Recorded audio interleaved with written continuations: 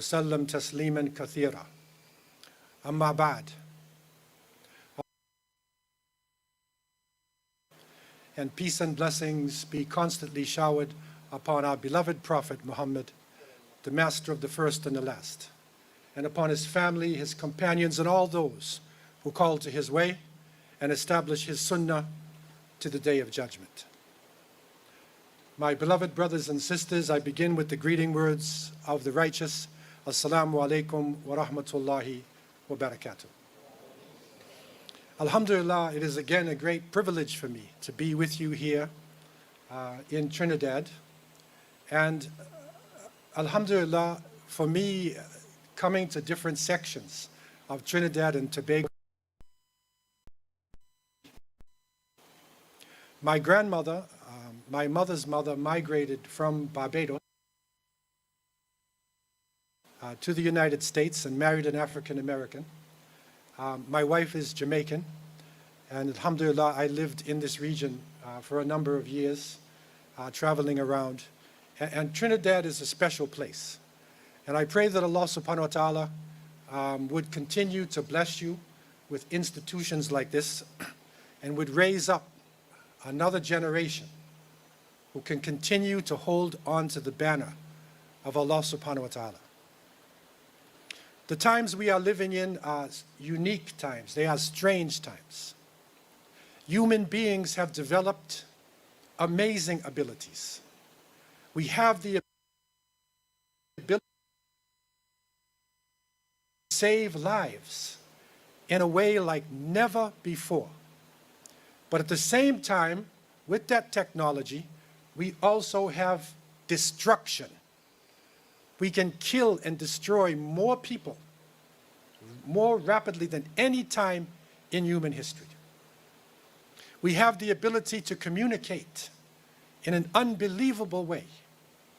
And even within some of our lifetimes, to think that you could take a little box out of your pocket and talk to somebody in China would be a strange thing. But now it is common amongst people. But with this communication, there's a downside. Because people can not only be educated simultaneously, but they can be confused simultaneously. And human beings can make what is right appear to be false, and make what is false appear to be right. And so it's a time when we need to have beneficial knowledge, ilmun nafi', when we need to keep direct communications with each other and not depend upon artificial intelligence. If you can take anything from me, don't depend upon artificial intelligence to structure your life. Because we may one day wake up and find that we're actually being controlled through a machine. And Prophet Muhammad ﷺ did not speak from himself. He spoke with knowledge from above 7 heavens.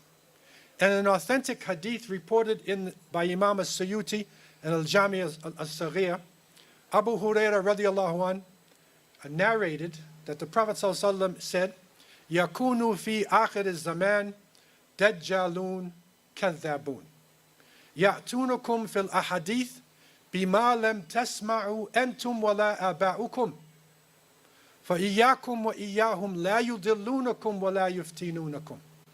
The Prophet ﷺ said in authentic hadith that there will come near the end of time great liars, false prophets, and they will come to you with a type of speech that neither you nor your family has ever heard of before.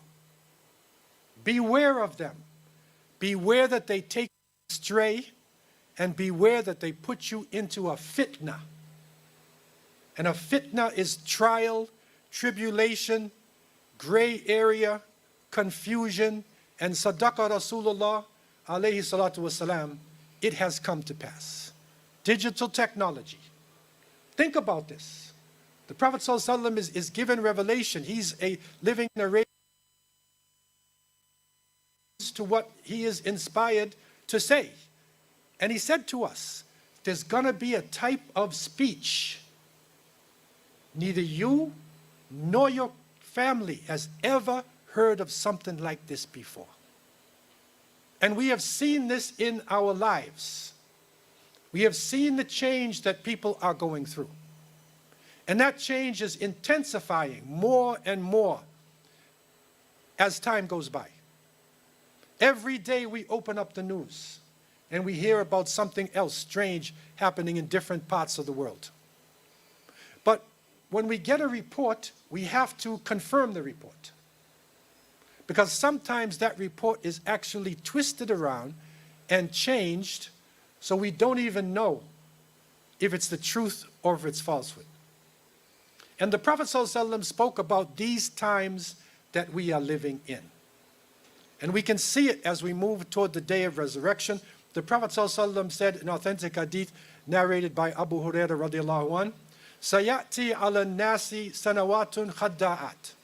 يصدق فيها الكاذب ويكذب فيها الصادق ويؤتمن فيها الخائن ويخون فيها الأمين وينطق فيها الرويبضة قيل وما الرويبضة قال الرجل التافي في أمر العامة."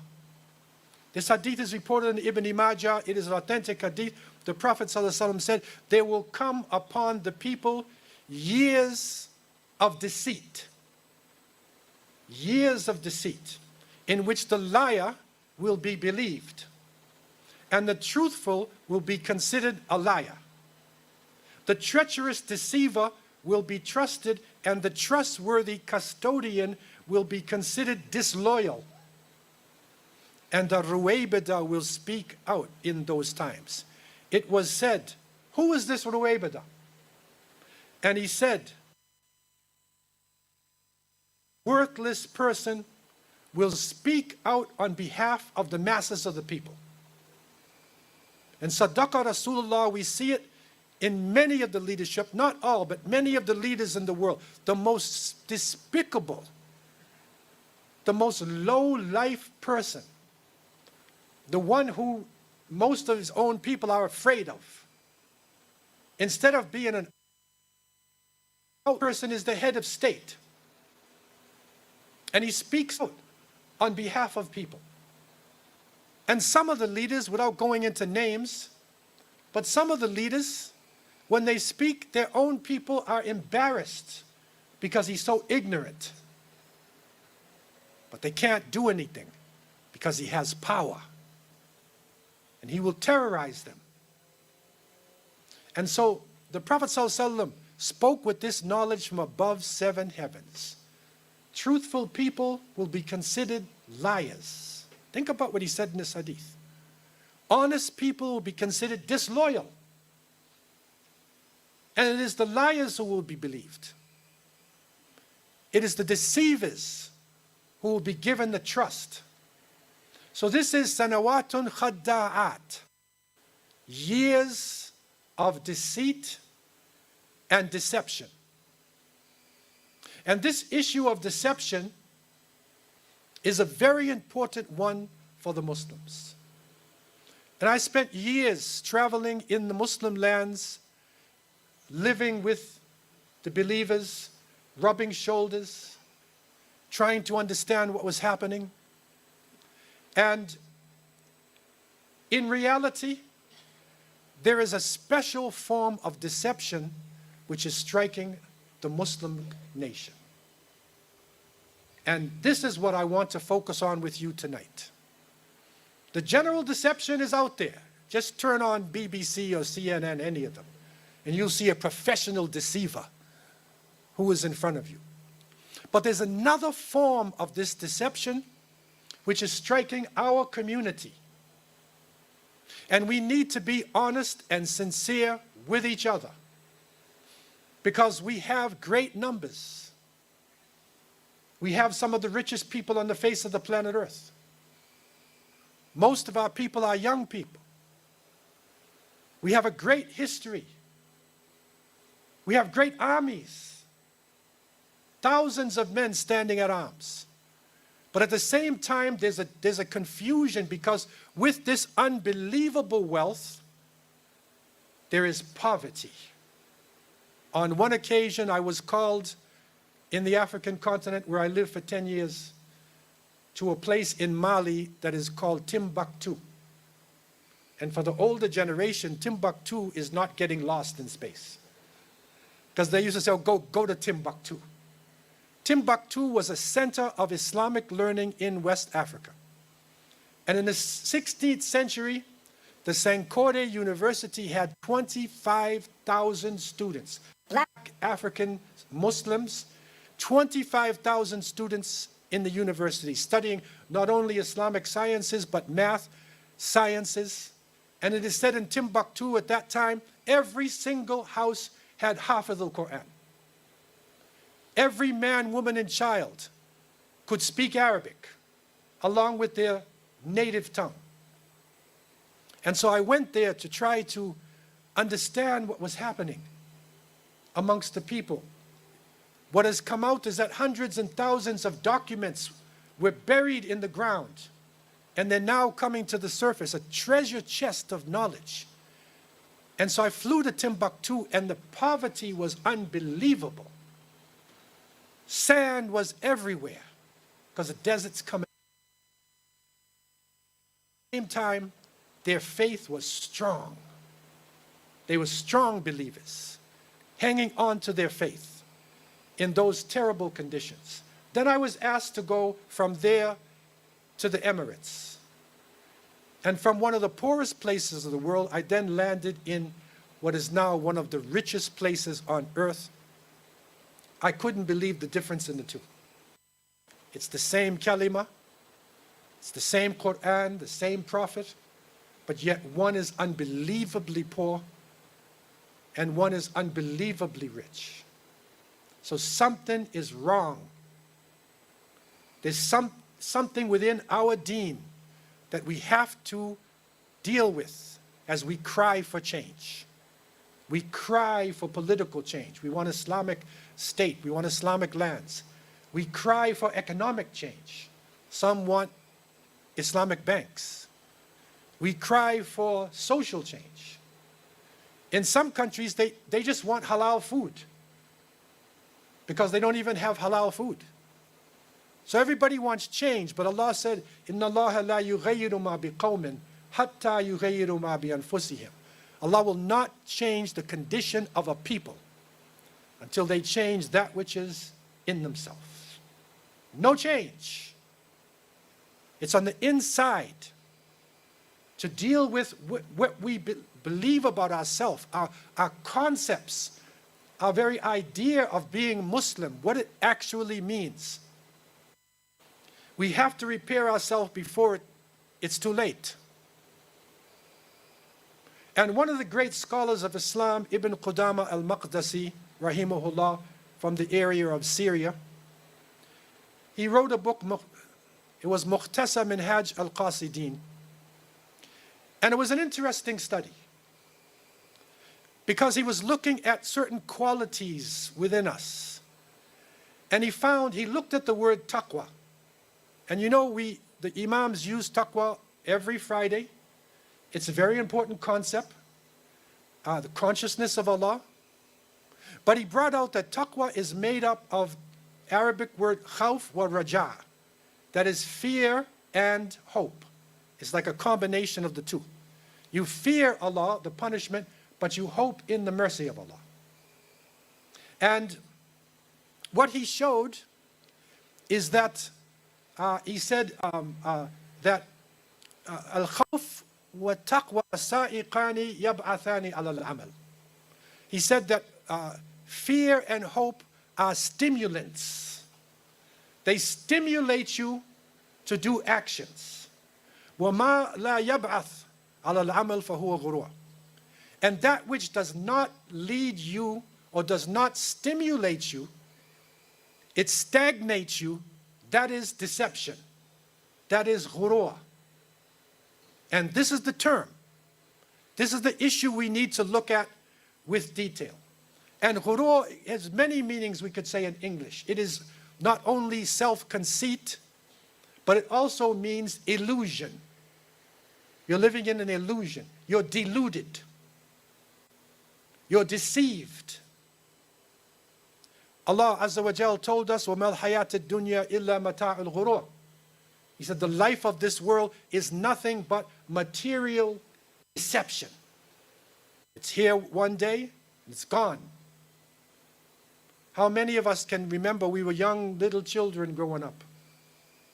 And then suddenly, snap, time has changed. Life is just flying by us. And as we move toward the day of resurrection, the days are getting shorter. And time is moving faster. Deception. And so, Al-Maqtasi rahimahullah, So, and he said,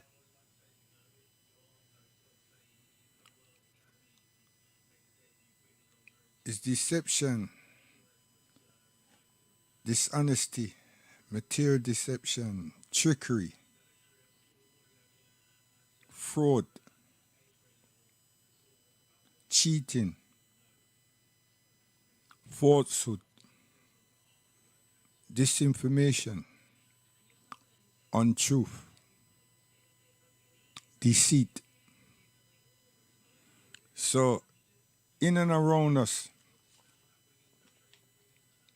there are people, there are organizations, it's around us.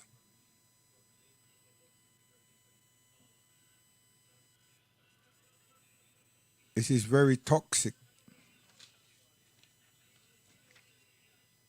And those who participate are highly influential, because they're very deceptive, mixing truth with falsehood, playing shammy games,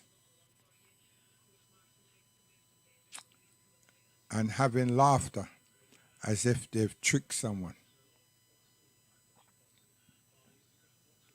That environment becomes so toxic, and that's why we're asked to be in haste and move from such gatherings.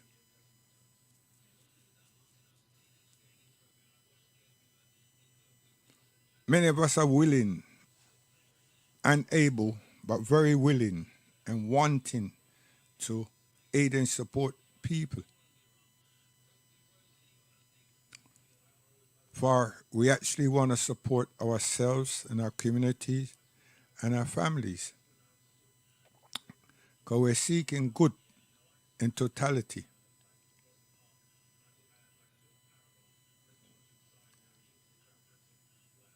There's no surety from others, as in other human beings, that what we are thinking, or what you are thinking, what you're feeling, and what your aspiration is shared. So, coin a phrase is, it is said by our elders and others, that birds of a feather flocks together.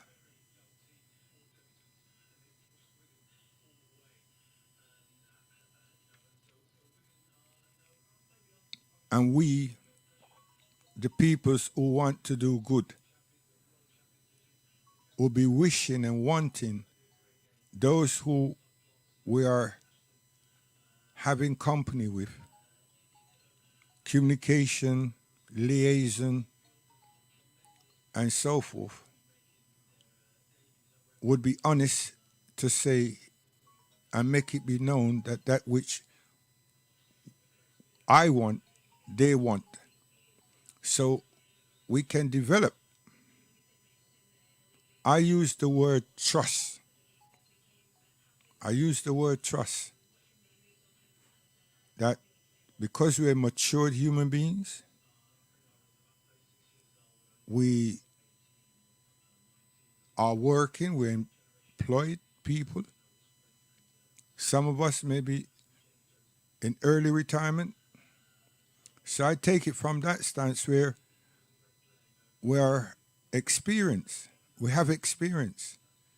in commercial life, in social life, in welfare life, in education.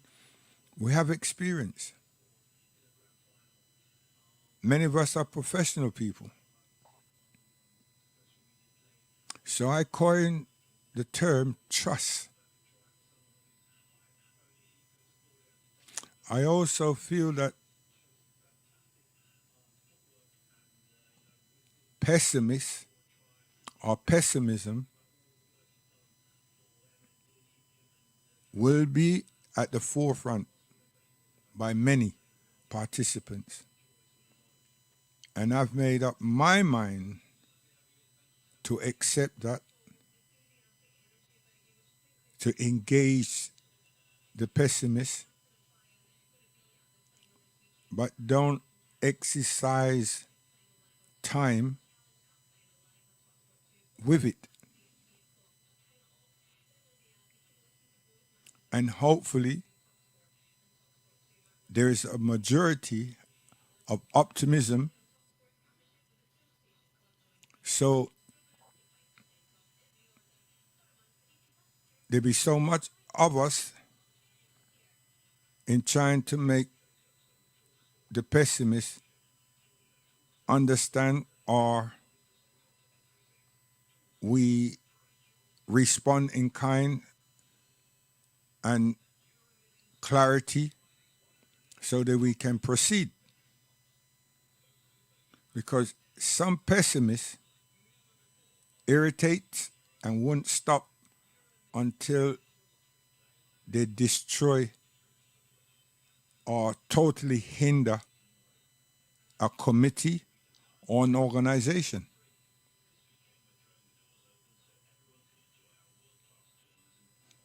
But in my experience, a negative approach to pessimists brings about a sad conclusion.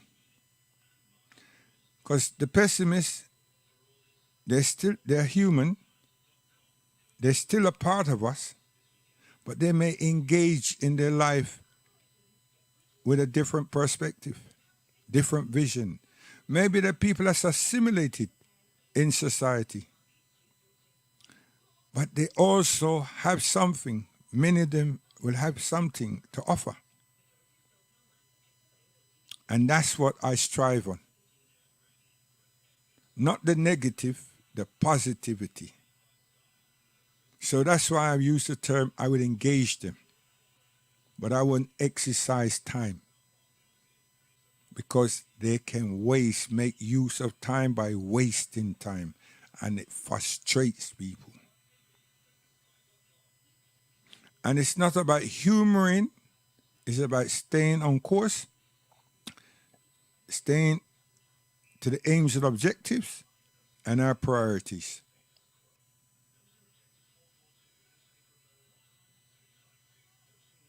There's going to be people who likes people based on what they think they know of that person, or those people. And there's going to be people that undermine, and do not rate for all type of reason, depending on how they were raised and what type of education or qualification they hold, and they're defining their experience or their qualification over and above another person. I would not tolerate such things. This is trivial. But we can't help wanting others to know that we have a bachelor degree, we have a PhD, blah, blah, blah.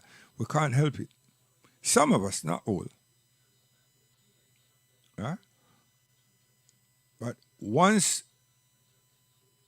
we understand what our aims, objectives, and what our purposes are, they be so few. That's the way things are. But trust is for all of us. We need to be able to trust.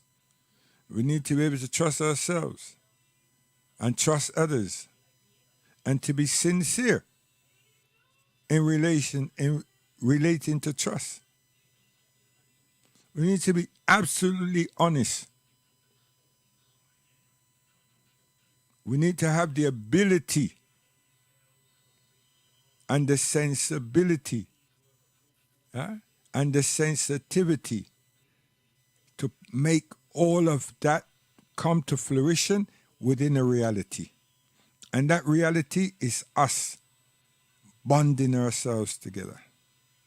That's our social reality. And being frequent and having commune together. Being frequent. Because the more we come together and give life to our suggestion, to our aim and our objectives in building an infrastructure and developing facilities and creating utilities and embracing education institutions, embracing commercial facilities, embracing health and medical care, we'll be successful. And keep striving with honesty, not with deception. Yes. And don't speak out of turn. We don't need BBC, we don't need Sky, we don't need nothing. We need ourselves. We don't need to promote ourselves to become commercially this and that. No, we need ourselves. We don't need outsiders' spotlight to feel that we've arrived. We have, and we should realize we arrived because we're together. Yeah. And we should be all embracing. That's my point. All embracing. If we do not have that mental cultural tolerance, then it's not point in starting. We're humans, we're male and females, we have great aspirations, and we have our own individual feelings. Yes, spiritual and otherwise. That belongs to all of us. That has no impact on others. It will impact if a person is trying to present that. But it impacts naturally because of the way and the lifestyle that we have adopted. And what is in my institution as a family, and I am the president, the prime minister of my family, you can only embrace it when you visit it. Other than that, you're not part of that. That's my institution. You're welcome, but you're not a part of it. So we won't have conflict at all. Whether the person is from this faith, that faith, we won't have conflict. Don't let these things cause us to be apart. We've been apart far, far, far, far, far too long. And if you ask all of us, we would have mixtures of ideas, suggestions as to why. But the real thing is we've been apart far, far, far, far too long. And to be frank and honest, we love each other. We love one another, not each other, we love one another. What we need to do is research our true love and sensitivity to ourselves. So we appreciate being together. We appreciate working together. We appreciate thinking. And we appreciate our eloquency, regardless of our educational pursuits. Yes. So then we can shine because we are beautiful people. Pessimism, optimism on top. Yes. And care for our females. Respect them and be frank and honest.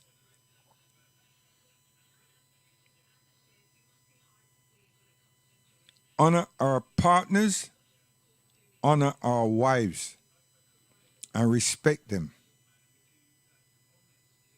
Don't be blinded by lust and dishonesty. And again, deception. So, and truthfulness should be what we start with. We go into the middle and we end with truthfulness, uprightness. Yes. And the key is to remind ourselves we're only here for a moment in time. No one knows the hour. No one knows the time. So we should make use of the hour, of the time, of those precious moments that no one can buy. Because we will all surely die. So may God bless everyone, and anyone who is get to see this, recognize this is another begging call. Yes, in the like of Al-Mawali, Malcolm X, Al-Haji Malik al-Shabazz, in that light. Huh? Yeah, we're coming. We're coming. Seriously. Jay, we are, man. Yes, my brother. Enough respect. So, I'm going to take time out. A lot of Muslims are going to go, astaghfirullah, astaghfirullah. I'm going to take time out and in and in with this. So I say to you all, salam and guidance to each and every one. And don't take what we're doing as mockery, because we're coming. We're coming.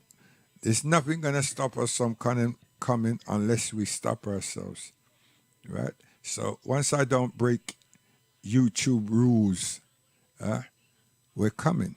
So guidance, salam alaikum. May Allah subhanahu wa ta'ala forgive us, forgive me, and may He make you all receive our thoughts carefully and in the proper way. Our brother is Dr. Abdul Hakim Quick speaking, which he hasn't finished, but I have, speaking The Age of Deception. So there's lots more to hit you, to hit us like a bomb, strong, strong, strong, and we cannot be wrong, and it will never kill anyone. Seriously, it will not kill anyone. It will nourish us. Yeah. So I want to play one of our artists, Mr. Freddie McGregor.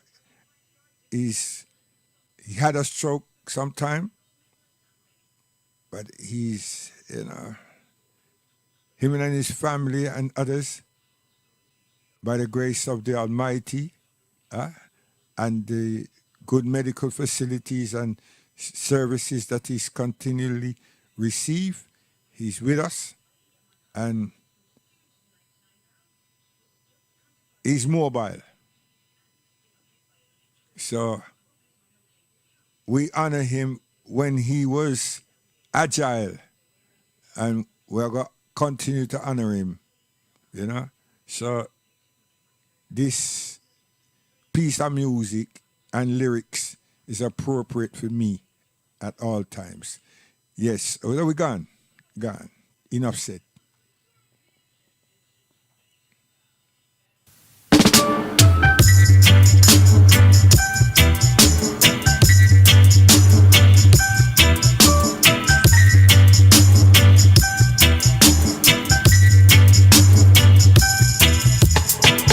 Many years I know I've been slaving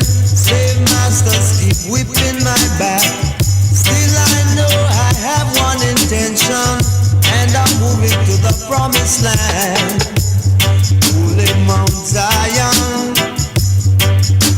here I come.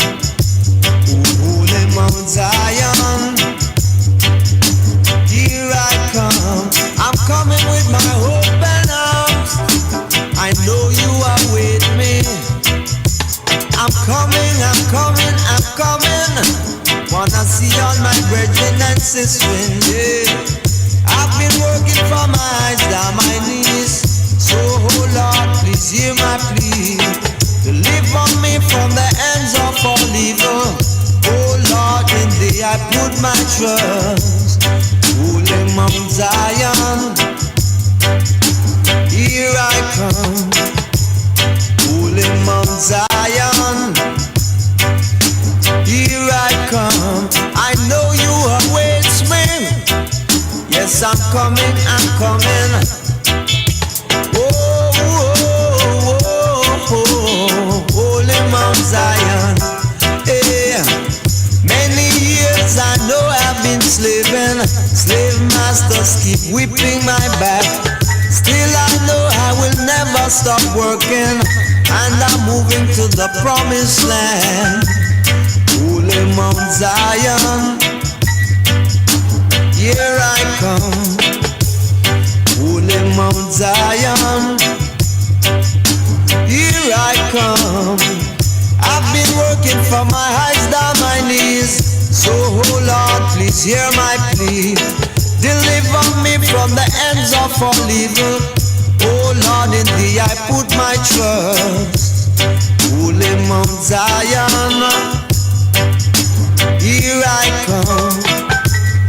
Holy Mount Zion, here I come. I'm wanting to see my brethren and sisters over in Zion. Whoa, Holy Mount Zion, here I come. Holy Mount Zion, here I come. Holy Mount Zion, here I come. Holy Mount Zion, here I come. I'm coming with my open arms.